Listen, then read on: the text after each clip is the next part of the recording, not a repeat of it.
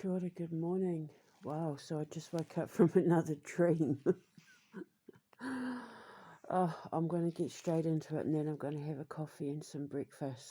So I had a dream that I was in London and I was in that part of London where they have those, those big, massive, expensive, multi-million pound cream-coloured houses where they're all stuck together and, the streets are pristine and everybody's like, multi millionaires and stuff. And I was in one of those houses or in like a hall in the neighbourhood that kind of looked like one of those houses. It was like, yeah, and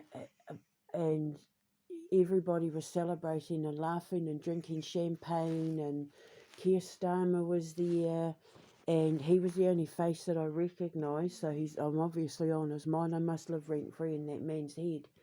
And people were like popping champagne and like indulging in caviar and like gorging, and at the end of the party everybody left with these big massive gift bags that were full of really, really expensive things. And everyone was happy that I was there. Like, people were happy I was there.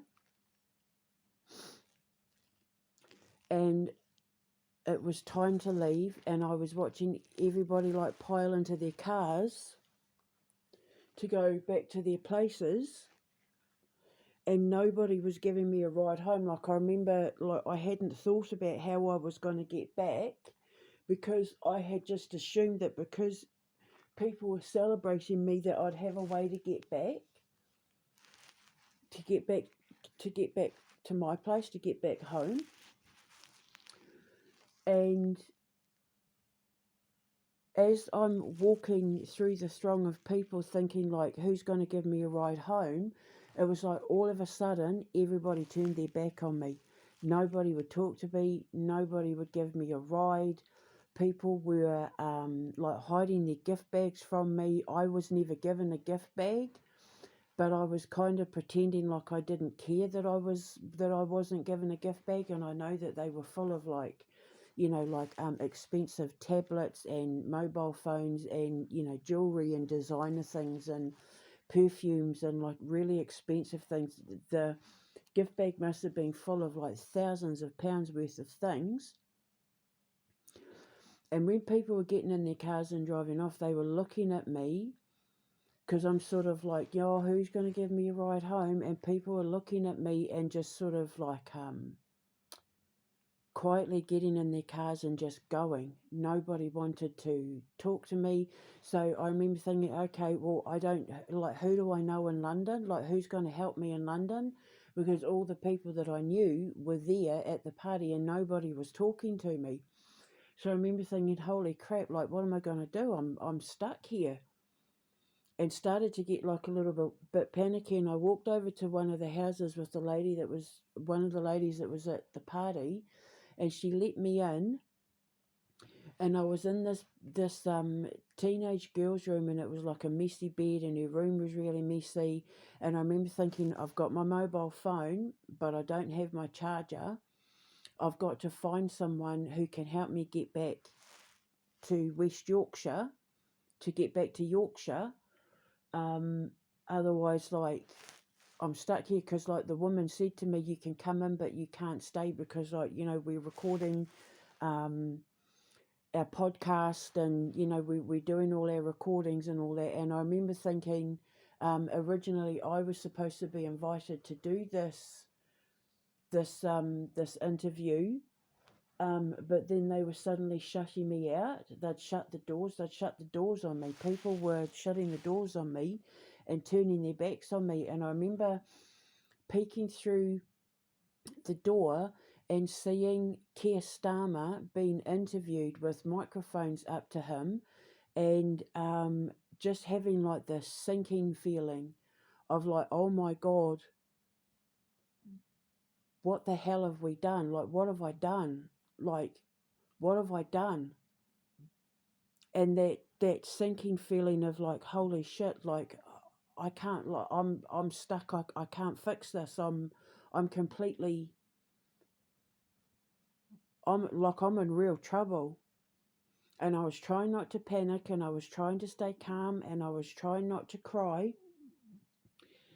And it was like every phone number, it was like all of a sudden all the numbers on my phone vanished, or they were numbers that were incomplete, or they were numbers that like there was no point calling them because they weren't even in the same country, or and completely panicking. And the next thing you know, the lady came and said, you have to go, you can't be here, and like being kicked outside. But she said, here's my card, ring this number, and it'll give you a prompt thing. Use my tablet and book yourself a ticket and go home. And I was trying and trying and trying, and it didn't matter, what I tried to do. The card wasn't working, the tablet wasn't working. And then she comes out and she said to me, there's no point, because we have no money left. She said, my husband's just informed me that both of our bank accounts have been wiped out. We've got 2 weeks to sort something out, and we're getting evicted. Like, we are now broke. And she was trying really hard not to be angry with me, and she was trying really hard not to cry. And but I knew that she knew that it was my fault that they no longer had money, that they were now bankrupt. And she said, it's not safe for you to go, it's not safe for you to be here, you need to get out of here. And I said to her, I'm trying to get back to Yorkshire. And she said, I can't help you anymore, we're bankrupt. And she said, and so is everybody else. And she shut the door, well, she slammed the door on me, and I was standing there in my dressing gown, and it was covered in stains. And I knew it was covered in, like, food stains and mud and poo and all of that. And it was filthy. I don't know why I was in my dressing gown. And then when she shut the door, I went to sort of turn around and walk away, and I caught a glimpse of myself in her window, and I was Angela Rayner. And that's when I woke up.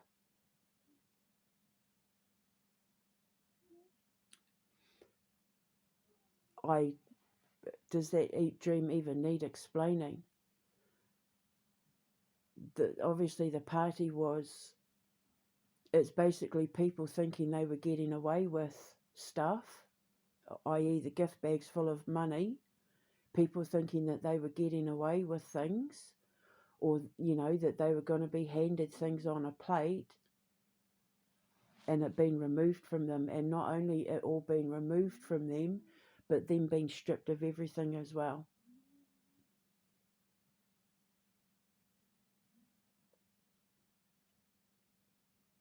So it's not just Starmer going to see, because what happened was he was in the crowd that was moving out of the hall, but he looked really angry, because it was like they were like a sea, a wave of people moving him out and away, and he looked sort of really angry that things hadn't gone according to plan. And he was like, it's like they separated the two of us, and he literally vanished amongst a sea of people. So remember the dream I had about them being inside the house and looking in the, looking on the outside, looking in and seeing those 4 shadow folk people being taken down. I'm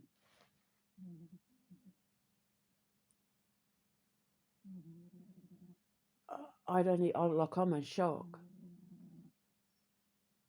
So no support, no backing, no money, no friends, no nothing, homeless. And that realization of what the hell have I done? The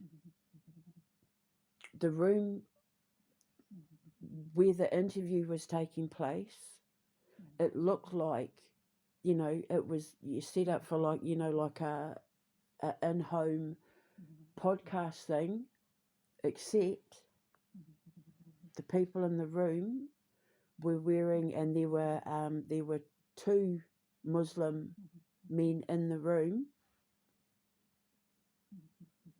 and they were wearing police officers' uniforms. So Keir Starmer was being interviewed by the police. The teenager's messy room is basically like,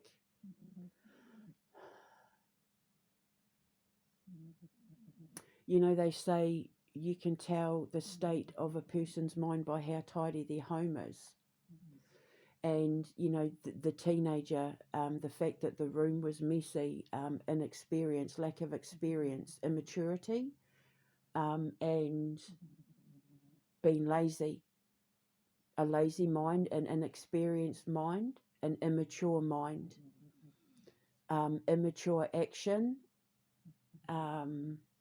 childish behaviour, childish actions, resulting in being questioned by the police. And as a result, losing everything. Like all the friends, when obviously the people who financially backed them, now losing everything. If they were promised things, if they were guaranteed things, then finding out that not only are they not getting what they were promised, but they're all going down with the ship. They're all going down.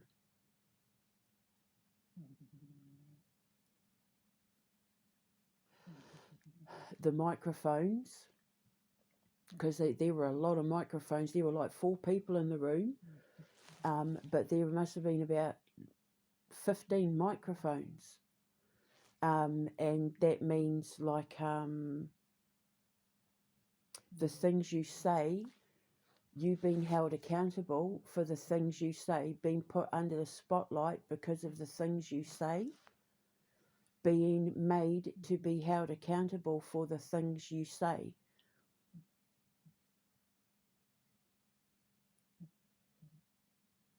I just remember being so relieved when I saw my reflection in the mirror and it wasn't me.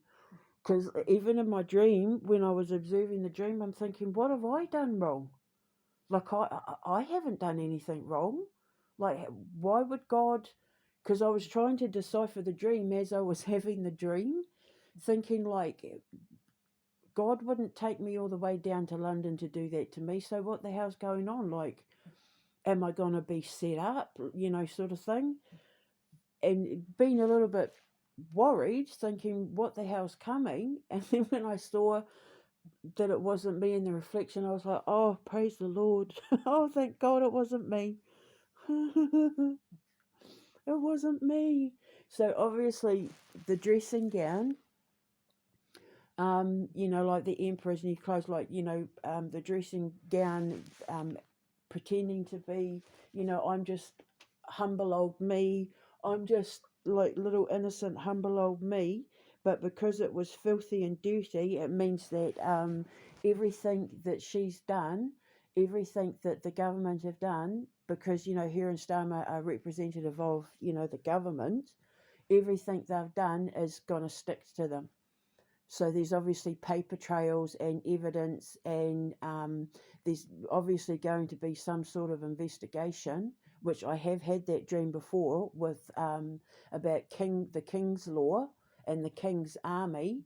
And I found out that the King's Army are responsible for the investigation of anything to do with like the Metropolitan Police and the metropolitan area. And this was definitely in the metropolitan area.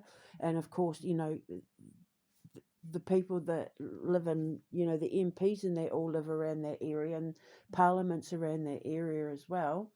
And it was like the poo in dreams, fecal matter in dreams means money.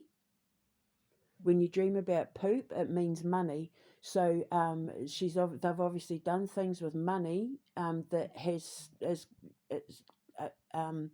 the accusations or the crimes sticking to do with money.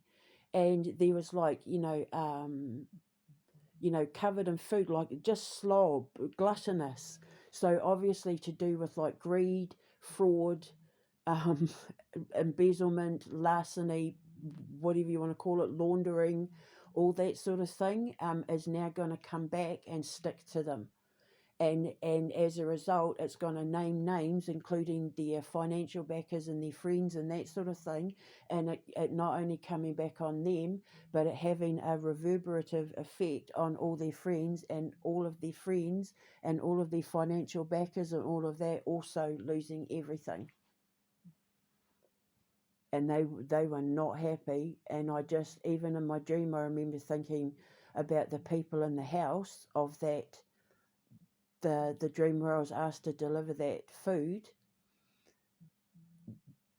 Even though I could see Muslims in there, they weren't all Muslims. I mean, I knew that. I could see Muslims. It was full of Muslims, but there weren't all Muslims in there. So I don't know what Islam or it could just be because of the fact that they have spent all this time trying to cause this great divide between the Christians and the Muslims.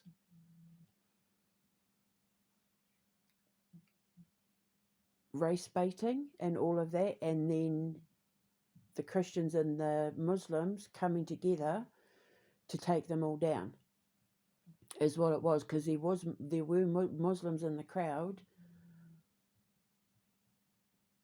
of this party, and they were all dressed in like really expensive clothes and like out with their women, and the women looked beautiful, and all the women there, white and brown skinned, and that were all they were all dripping in money until the very end when they all got in their cars, and there was just like utter silence, and everybody, it was like all eyes were on me, and the shame and the embarrassment and the way they were all looking at me in such disgrace and anger. But the thing is, they all knew they couldn't take it out on me because it was their own fault. They knew it was their own fault. They shouldn't have listened. They shouldn't have followed the crowd. They shouldn't have. They shouldn't have. They should have been more mature. They should have been smarter, i.e., the teenagers' room. They knew it was their own fault. They were all to blame. But they knew that if they hadn't have listened to me, none of it would have happened. They wouldn't have lost their money. Like, yeah. The look on the woman's face, I remember she had kind of like strawberry blonde, immaculately dyed hair, and she came out and she was as white as a ghost. We have no more money. She said, we've got 2 weeks to sort something out. We're bankrupt. We're going to be homeless in 2 weeks. My husband's just told me we have nothing left. She said nothing. Not a penny. Not 1 penny was left.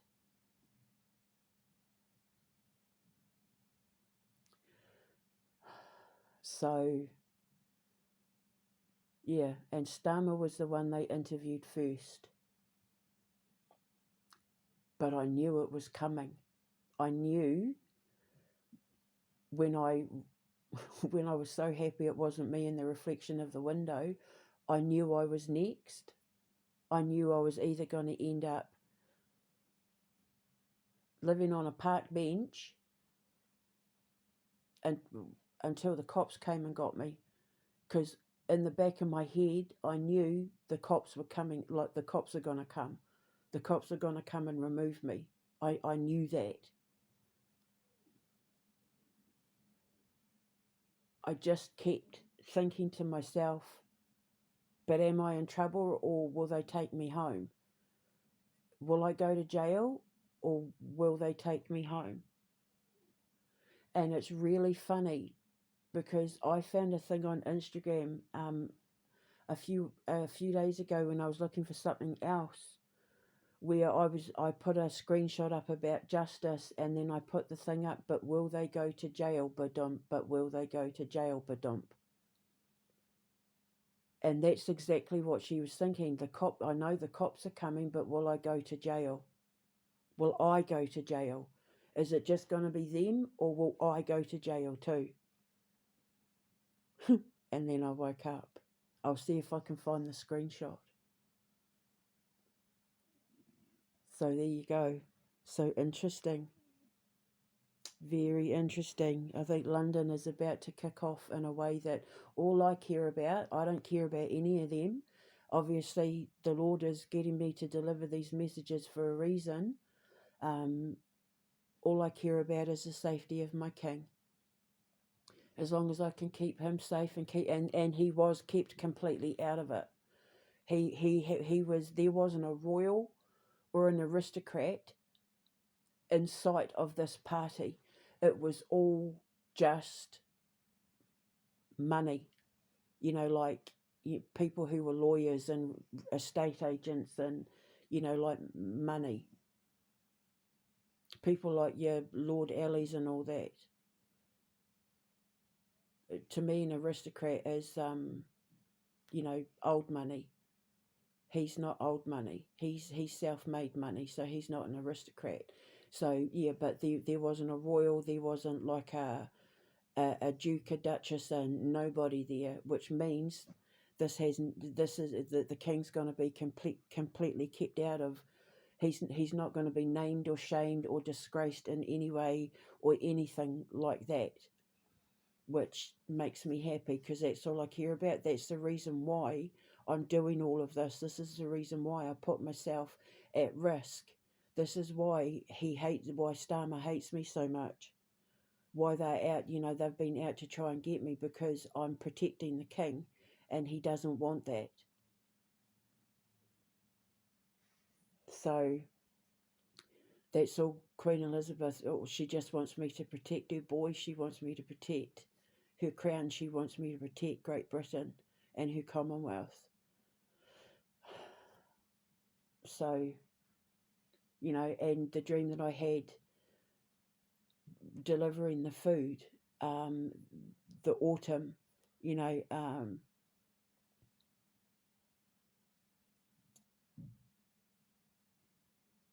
given the bare minimum, I've been asked to do this with the bare minimum.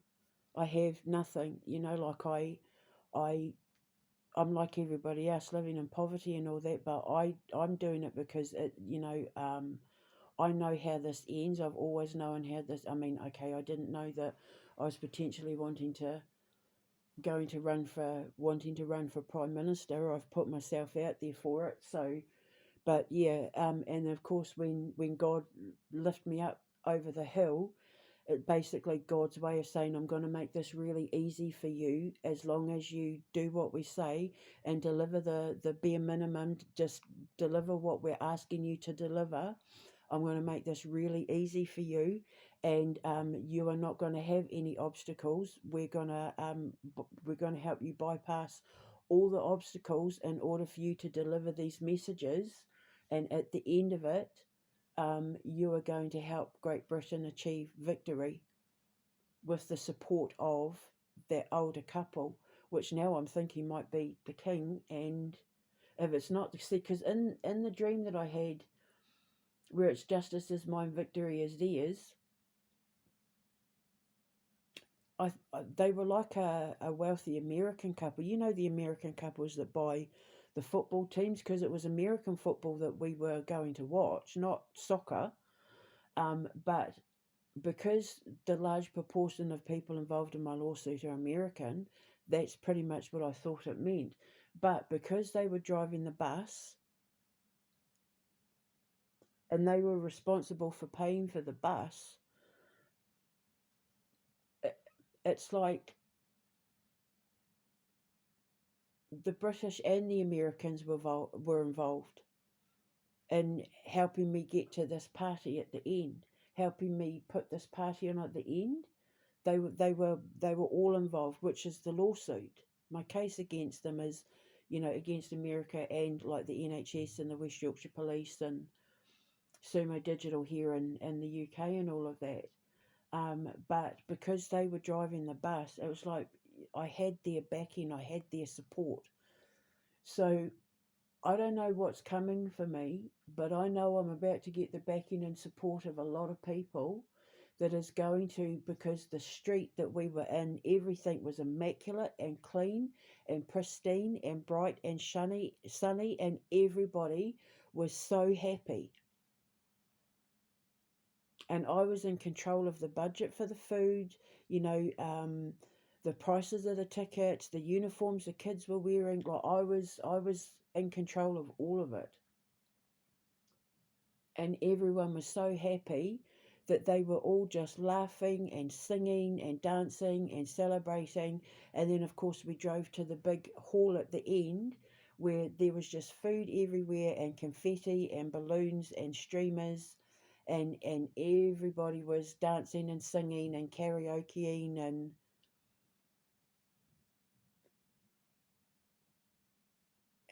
I remember Vladdy was there, like because it was the beach from the dream I had with him in it. He had something to do, like he was there, his energy was there. So I mean, because obviously, just saying hypothetically speaking, if the gods were going to make me, if God was going to make me prime minister, the first thing I'd do is back Russia, because I would want to work on a human trafficking program with him. I'd want to team up with him to deal with the human trafficking, because that's the whole reason why they want war with him. All the evidence is on my ex, my story. So he was there, and I had a dream about him being in with the beach with the narwhal and all that, with him being in a victory parade where people were, waving flags and throwing flowers at him, and he got turned into a brass statue on a horse.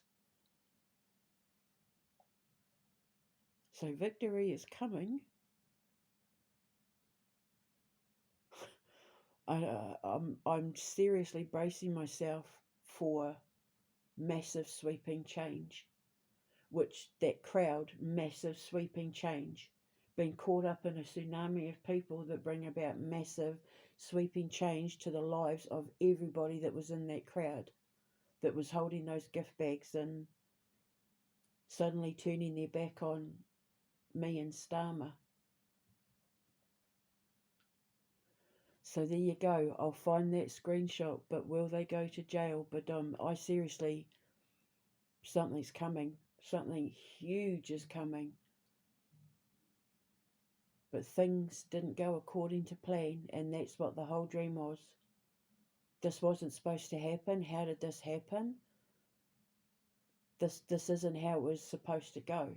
And it's because God's in the driver's seat. God's the one driving those cars. God is in control of all of it. Not you, God. And this has gone exactly the way he wanted it to go. This has gone exactly according to plan. The Queen prepared us in my codes. My dreams have prepared us. Just get ready, Great Britain, England especially. Just get ready, because there's about to be massive street parties. I've seen it before in my codes. There's going to be street parties, block parties and street parties where people are going to come out under the sun and have massive street parties to celebrate the fall of the British government. It is coming. It is coming. The clock is ticking now. Whatever he's just done, he has now set the detonator off. He's his own Guy Fawkes. He's just taken down his own parliament. And the people, as a result, will celebrate. There will be street parties. I've seen it with tables up and booze and food and everything. And people celebrating the king and people putting up, Union Jacks and of all colours, of all religions, all together in their streets. White, black, pink, purple, yellow, skin, all of them together celebrating because suddenly the boogeyman had gone. So there you go. Just get ready because it might not seem like it now, but you watch. It's like everything's going to change overnight. Suddenly you're going to have a brand new prime minister just pop up out of nowhere, or it's going to be like an interim prime minister, a chomp de ploop, a plump de plomp, like acting prime minister until there's a new election, like a babysitter until there's a new election, but the next election going where there'll be changes to the law that will make sure that the last 3 or 4 governments can never, ever, ever have that kind of control over the British people again, ever. It'll be the signed by like the King's prerogative. So like the law will never be changed. That's what's coming next. So get ready. Get your nice outfits ready. Get your nice shoes on, because there's gonna be, they're gonna open up pubs and restaurants. There's just gonna be celebrations all over the place, and you'll have God to thank. And the spirit of Queen Elizabeth II, because she's worked her ass off. She's paid off a ton of karmic debt for her ancestors and for the king's ancestors, which is why this next part for the king isn't going to be hard at all. He's going to be able to just sit back and relax and watch the money come in and watch the sunshine and spend his winter years just enjoying his whānau and his mokos, his family and his grandchildren. Let the sun shine. I'm getting emotional.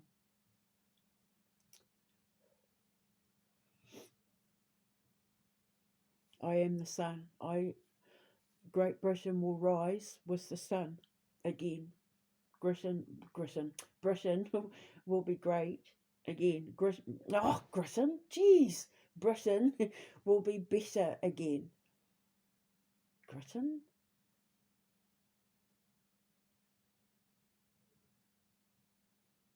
So then the spirit of our Queen can rest in peace. She can finally rest in peace, because she's not resting right now, because she's so desperately trying to save her boy and her monarchy and her Commonwealth and her country.